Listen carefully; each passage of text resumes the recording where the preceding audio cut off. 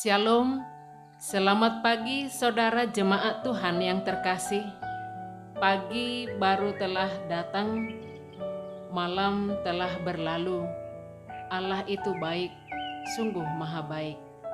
Saat ini kita bersyukur atas penyertaan-Nya dan refleksi harian kita saat ini Sabtu 25 September 2021 dilandasi firman Tuhan yang tertulis di Rom 12 ayat 15. Demikian firman-Nya. Bersukacitalah dengan orang yang bersukacita dan menangislah dengan orang yang menangis. Marlas ni roha mahamu rap dohot akka marlas ni roha. Jala tangis mahamu rap dohot akka natangis. Golda Meir, Perdana Menteri keempat Israel pada periode 17 Maret 1969, hidupnya diwarnai baik oleh perjuangan maupun kesuksesan. Sebagai Perdana Menteri Israel, ia tidak hanya mengalami banyak peristiwa konflik dan kekalahan, tetapi juga masa-masa sukacita dan kesuksesan dan kemenangan.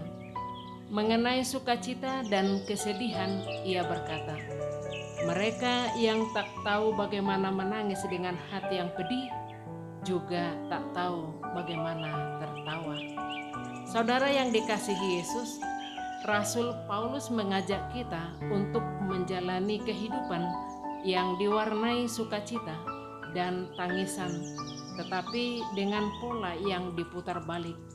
Dalam Rom 12 ayat 15 ini, Paulus menantang kita untuk mengalihkan perhatian dari pengalaman kita sendiri, mengarahkan pandangan untuk melihat kebutuhan-kebutuhan orang lain. Ia berkata, bersukacitalah dengan orang yang bersukacita dan menangislah dengan orang yang menangis. Jika kita bersukacita hanya di dalam setiap kemenangan kita sendiri, kita akan kehilangan keindahan dari merayakan kuasa Tuhan yang hendak menggenapi maksudnya di dalam dan melalui diri orang lain juga. Jika kita hanya meratapi kekalahan-kekalahan kita sendiri, kita kehilangan kesempatan untuk mendampingi mereka yang sedang terluka dengan cara menunjukkan belas kasih kepada mereka. Saudara yang dikasihi Yesus, hidup ini penuh dengan sukacita dan kesedihan, kemenangan dan kekalahan yang luar biasa. Namun, kita telah diberi hak istimewa untuk mengalami peristiwa demi peristiwa tersebut dalam kehidupan sesama, untuk melihat bagaimana anugerah Allah bekerja. Jangan lewatkan kesempatan itu. Menangislah dengan orang yang menangis, kata firman Tuhan saat ini. Ternyata di sekitar kita banyak yang menjerit. Ada karena sakit yang silih berganti, bahkan mengidap sakit komplikasi. Ada yang sakit menahun, ada yang nyaris putus asa. Beliau pikir sakitnya mustahil sembuh. Ada yang gelisah, khawatir tak karuan karena dampak pandemi, penghasilannya merosot, dan bahkan kehilangan pekerjaan. Ada juga yang hilang pengharapan karena ditinggal keluarga yang korban terpapar COVID. Apa yang harus kita lakukan ketika diperhadapkan dengan keadaan seperti itu?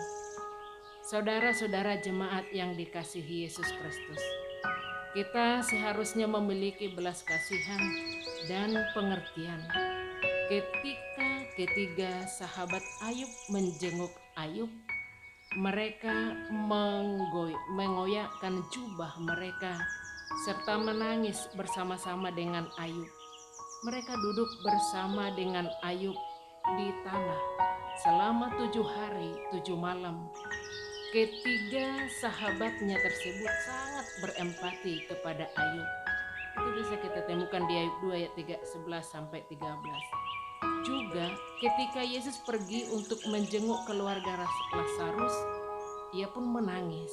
Yohanes 11 ayat 35. Saudara yang dikasihi Tuhan, mari kita hubungkan nats renungan ini dengan 1 Korintus 12 ayat 24 sampai 26 dikatakan kepada kita.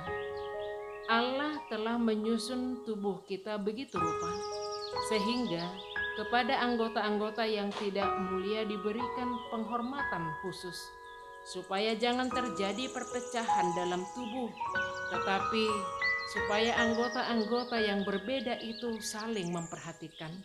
Karena itu, jika satu anggota menderita, semua anggota turut menderita. Jika satu anggota dihormati, semua anggota turut bersukacita.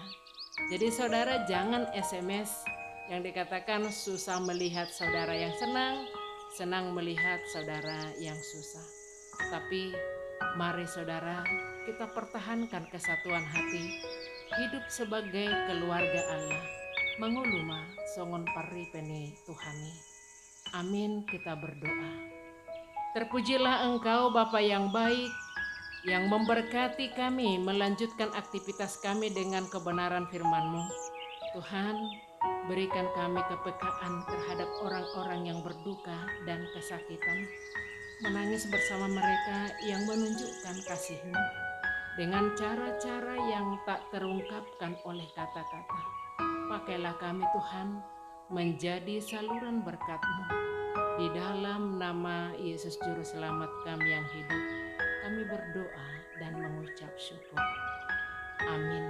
Shalom saudara, selamat berakhir pekan, salam sehat untuk kita semua. Horas.